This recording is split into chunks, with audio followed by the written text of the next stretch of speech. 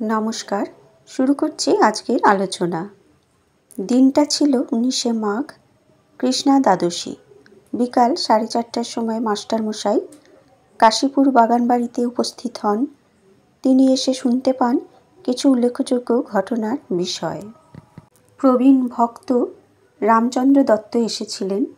শ্রীরামকৃষ্ণের অসুস্থতার বাড়াবাড়ির জন্য লোকজনের সাক্ষাৎকার নিয়ন্ত্রণ করা হচ্ছিল। রামচন্দ্র সেবক নিরঞ্জনকে বলেন, তাকে জিজ্ঞাসা করে এসো তাঁর দর্শন দিবার ইচ্ছে আছে কিনা। নিরঞ্জন শ্রীরামকৃষ্ণের নিকটে গিয়ে রামচন্দ্রের বক্তব্য পেশ করেন।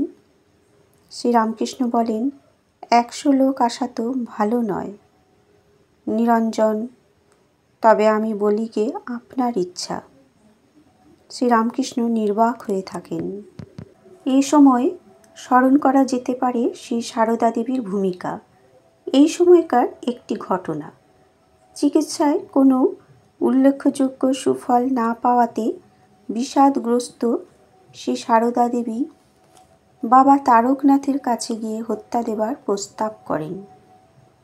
শ্রীরামকৃষ্ণ অমত করেন না, কিন্তু তারকেশ্বরে যাবার সময় তিনি মাকে আঙুল নেড়ে দেখিয়েছিলেন যে কিছু হবে না। শ্রীমা স্বমুখে বলেছেন, আহা, তারকেশ্বরে বাবার কাছে হত্যা দিতে গেলুম, তাতেও কিছু হলো না। 1 দিন যায়, 2 দিন যায়, পড়েই আছি। রাতে একটা শব্দ পেয়ে চমকে উঠলুম। যেমন অনেকগুলো হাঁড়ি সাজানো থাকলে তার উপর ঘা মেরে যদি কেউ একটা হাঁড়ি ভেঙে দেয়, সেই রকম শব্দ। জেগেই হঠাৎ আমার মনে এমন ভাব এলো, এ জগতে কে কার স্বামী, এ সংসারে কে কার, কার জন্য আমি এখানে প্রাণ হত্যা করতে বসেছি। একেবারে সব মায়া কাটিয়ে এমনি বৈরাগ্য এনে দিলে।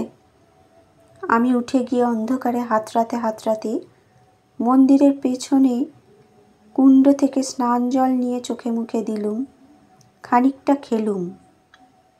পিপাসায় গলা শুকিয়ে গিয়েছিল, না খেয়ে পড়েছিলুম কিনা। তবে প্রাণ একটু সুস্থ হলো। তারপর দিনই চলে আসি। আসতেই ঠাকুর বললেন, কি গো, কিছু হলো? কিছুই না। ঠাকুরও স্বপ্নে দেখেন ওষুধ আনতে হাতি গেল। হাতি মাটি খুঁড়ছে ওষুধের জন্যে। এমন সময় গোপাল এসে স্বপ্ন ভেঙে দিলে। আমাকে জিজ্ঞাসা করলে, তুমি স্বপ্ন টপ্ন দেখো? তিনি আরও বলেন, দেখলুম মা কালী ঘাড় কাত করে রয়েছেন। বললুম, মা, তুমি কেন এমন করে আছো? মা কালী বললেন, ওর ওইটের জন্য। ঠাকুরের গলার ঘা দেখিয়ে আমারও হয়েছে। ঠাকুর বললেন, যা ভোগ আমার উপর দিয়েই হয়ে গেল, তোমাদের আর কারুকে কষ্ট ভোগ করতে হবে না।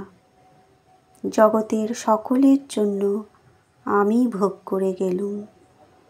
কি অপূর্ব কথা ঠাকুর ভক্তদের বলে গেলেন। সত্যি ঠাকুরের এই ভালোবাসা অপার। রবিবার রাত্রি নিত্য নিয়মিত যাঁরা সেবক হিসেবে বাগানবাড়িতে থাকতেন, তাঁরা ছাড়াও ঠাকুর শ্রীরামকৃষ্ণের ব্যাধির প্রকোপ দেখে অন্যান্য কয়েকজন ভক্ত থেকে যান। এবং এই উপস্থিত ব্যক্তিদের মধ্যে উল্লেখযোগ্য মাস্টারমশাই, ভূপতি, নিরঞ্জন, নরেন্দ্রনাথ, যোগীন্দ্র, শরৎ, শশীভূষণ, লাটু ও গোপাল। রাত্রি 1টার সময় ঠাকুর শ্রীরামকৃষ্ণ নরেন্দ্রকে ডেকে পাঠান। নরেন্দ্রনাথ দোতলায় ঠাকুরের ঘরে যান। আশ্চর্য ব্যাপার, ব্যাধির উৎকট যন্ত্রণা ভুলে শ্রীরামকৃষ্ণ ভক্তগণের কল্যাণের জন্যে উদ্বিগ্ন হয়ে পড়েছেন। তিনি সত্যই ভক্তপ্রিয়, ভক্ত তারুণ।